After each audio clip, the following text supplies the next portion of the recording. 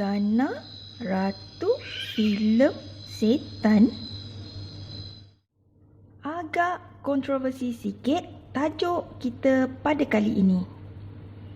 Pada korang yang pernah tengok filem zaman era 80-an, mesti kenal dengan figura cantik yang membawa aura menakutkan ni. Bagi korang yang tak tahu siapa Bu Suzana ni, moh kita tengok salah satu klip cerita seram beliau. Jom layan. Bangkitlah Suketi.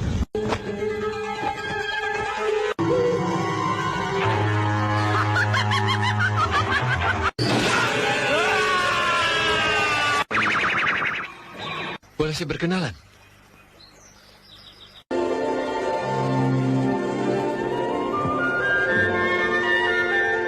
Kalian ini siapa? Kau tidak usah menyembunyikan wujudmu, sundal bolong.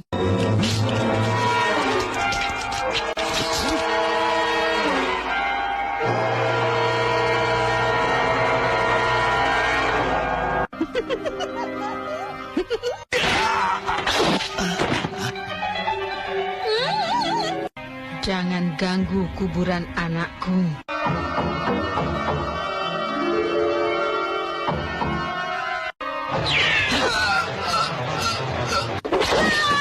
Hai, Assalamualaikum guys. Salam sejahtera. Jumpa lagi kita sekali lagi dalam video kali ini. Seperti yang kami janjikan, tim kami dah pun sediakan sedikit perkongsian mengenai seorang primadona dari seberang yang cantik tapi beraura seram. First kali, apa pendapat korang bila tengok Bu Suzana ni berlakon dalam cerita Malam Satu Suruh? Maybe ada korang yang rasa tak seram mana pun. Tapi pada masa tahun 80-an dulu, apa saja cerita yang bergenre seram hasil lakonan Bu Suzana, memang confirm kita orang meremang guys. Kalau nak pergi toilet tu, memang berduyun geng bas sekolah kena ajak teman. Nak-nak, stesen TV masa tu pula suka tayang cerita dia pada waktu tengah malam. Selain berlakon filem seram, Bu Suzana ni ada juga berlakon jadi watak-watak lain. Contohnya, watak perempuan penggoda, watak perempuan polos yang selalu ditindas dan sebagainya. Pendek kata guys, dia ni sebenarnya level primadona versatile. Tapi yang paling in character adalah watak-watak macam sundal bolong, Yi Blorong dan sebagainya. Nama asal Bu Suzana adalah Martha Frederica van Os Natalia.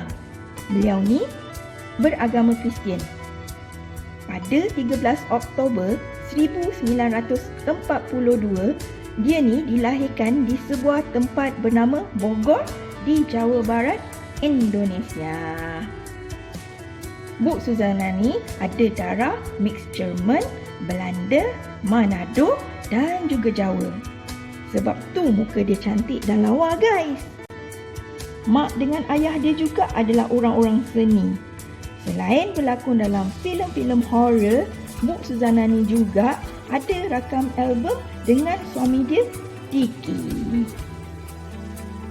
Okey, sekarang mau kita tengok kisah peribadi keluarga Bu Suzana yang mungkin ada yang korang tak tahu. Pada tahun 1960, beliau memilih untuk jadi isteri kepada Diki Suprato. Bu Suzana ni kahwin dalam umur yang sangat muda. Masa tu dia baru berumur 18 tahun. Diorang ni satu family tinggal dekat Magelang di daerah Jawa. Tapi guys, sayang jodoh diorang tak panjang. Diorang bercerai pada tahun 1974. Hasil perkongsian hidup tu, diorang dapat dua cahaya mata, Kiki Maria dengan Ari Andrianus Suprato. Hari ni, dia ikut iras muka Bu Suzana. Seorang remaja yang ganteng, minat dengan dunia permotoran, di samping pandai dalam bidang muzik. Tapi, malangnya, Ari mati dalam usia yang sangat-sangat muda akibat dipukul oleh sekumpulan lelaki. Kalau tak silap, kejadian bunuh tu berlaku ketika Ari baru berumur 17 tahun. Kalau Ari masih hidup, Bu Suzana ni dah plan nak hantar dia belajar pasal muzik dekat Amsterdam. Apakan daya guys, takdir Tuhan mengatasi segala-galanya. Puteri Bu Suzana pula yang bernama Kiki memilih untuk jadi penyanyi. Ada beberapa album yang dia dah rakam. Salah satunya macam yang korang tengok dan dengar dalam klip ni sekarang.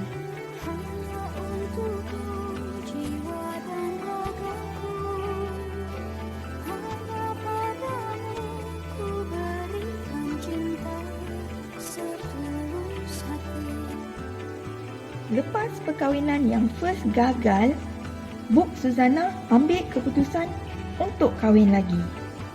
Kali ni, dia kahwin dengan Cliff Sandra.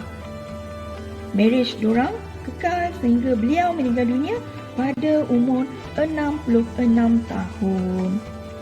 Jasad beliau disemadikan berdekatan dengan kubur Ari, anak dia yang tercinta. Lepas Bu Suzana ni meninggal dunia, berlakulah konflik antara suami dia Cliff dengan Kiki Maria serta saudara mara sebelah Bu Suzana. Actually, konflik ni dah berlarutan lama. Cuma, semakin menggila bila Bu Suzana ni dah tak ada. Ada gosip mengatakan, pernah satu masa Cliff dengan Kiki ni berselisih faham. Cliff ni ambil senapang kemudian ditembaknya laki si Kiki sehingga cedera. Dahsyat gak persengketaan diorang nak beranak. Okey, so pada hari kematian Bu Suzana ni, Cliff ni macam sengaja lambat inform ahli keluarga Bu Suzana yang lain. Lepas tu, upacara pengebumian pun dibuat secara tergesa-gesa. Katanya punca kematian adalah disebabkan kencing manis yang Bu ni ada sejak 30 tahun dahulu. Maka, lepas tu tercetuslah isu perebutan harta mendiang di mana akhirnya si anak langsung tak dapat satu apapun dari ibunya. Alasan yang Cliff bagi, dia kata Bu Suzana ni tak nak bagi sesen pun sebab Kiki kurang ajar dengan dia.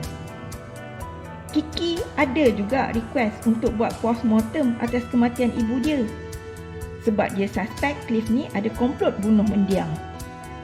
Tapi, Cliff buat ugutan. Kalau ada kata postmortem tu tunjuk yang dia mati secara hakiki, si Cliff ni tak akan teragak-agak ambil tindakan undang-undang untuk saman dorang semua. Dan, berita pasal nak buat postmortem tu pun tenggelam begitu saja. Tapi kan guys, setahun lepas Bu Suzana ni pergi, Cliff ni kahwin lain dengan perempuan muda yang berumur 20 tahun. Kahwin tu tak kisahlah guys. Dia buat secara besar-besaran tu. Macam sesuatu sangat. Siap round Europe untuk honeymoon. So, Kiki ni sudah suspek yang bapa tiri dia ni gunakan harta peninggalan mendiang mak dia untuk belanja benda tu semua. Kesian kan guys? Anak tak dapat apa pun dari harta mak sendiri. Okey. Sekarang kita pergi part ritual yang selalu Bu Suzana ni amalkan masa dia masih hidup. Bu Suzana ni antara daily rutin dia akan minum susu sebelum tidur. Bagi kami normal lah tu kan minum susu sebelum tidur. Tak ada yang pelik pun. Tapi Bu Suzana ni menghembuskan nafas terakhir lepas dia minum susu. Ikut kata Cliff, lepas Bu Suzana teguk susu tu, tiba-tiba dia tarik nafas dalam-dalam dan pergi buat selamanya. Tu yang Kiki sudah suspek si Cliff ni dah racun mak dia.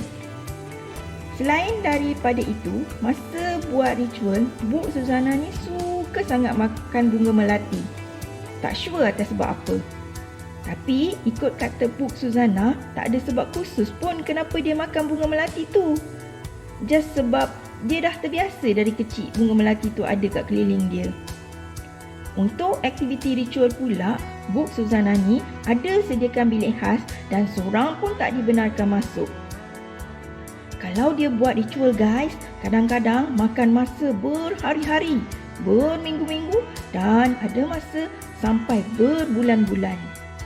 Kalau dia bertapa dalam bilik tu untuk jangka masa yang lama, Cliff lah yang jadi tukang penghantar makanan. Korang jangan tanya pula ilmu yang dia tuntut tu ilmu terang atau ilmu gelap. Tu biarlah jadi urusan antara dia dengan Maha Pencipta. Lepas kematian Buk Suzana, suami dia Cliff selalu claim yang dia ni nampak susuk bini dia duduk atas sofa kegemaran beliau sambil mengomel tengok TV. Oh. Sofa tu macam yang korang tengok dalam gambar ni. Sebiji colour ni guys. Okey, selain dari bertapa dalam bilik khas, Buk Suzana ni selalu bermeditasi dekat wisata Sendang Jumprit dekat Jawa Tengah. Sendang Jumprit ni biasa orang datang pada waktu malam. Air yang mengalir tu, orang kat sana kata bila kita sentuh, kita akan dapat rasa energi positif mengalir meresap ke dalam badan. Kami tak sure tentang energi positif tu, sebab tu terpulang pada kepercayaan masing-masing. Selain tu, ada juga Buk Suzana ni bertapa kat bawah pokok berdekatan dengan rumah dia. Tu yang lepas Buk ni meninggal, warga desa kat area situ claim nampak Buk Suzana ni menjelma dalam keadaan dia tengah bertapa atau nampak dia dalam bentuk sundal bolong berjalan keliling kampung sama macam watak dia dalam filem hantu tu. Ish, tak baik betul claim yang diorang buat kan? Sebenarnya, kalau ikut kata jiran tetangga Buk Suzana, dia sebenarnya orang yang sangat baik, suka tolong orang susah dan kuat pula beribadat ikut ajaran dia. Masakan mungkin orang yang berperwatakan elok meninggalkan imej buruk lepas dia mati. Ya tak? So, atas sebab tu juga, jiran terdekat tu macam tak percaya hal-hal mistik yang warga desa gosipkan pasal Buk Suzana ni. Kami rasalah kan, orang kampung kat situ kaki tengok movie ni. Okey, Cliff pula cakap, even Buk Suzana dah tak ada, dia still boleh dengar ketukan dinding yang selalu Buk Suzana ni buat bila mendiang berhajatkan sesuatu. Mungkin bunyi dia lebih kurang macam ni.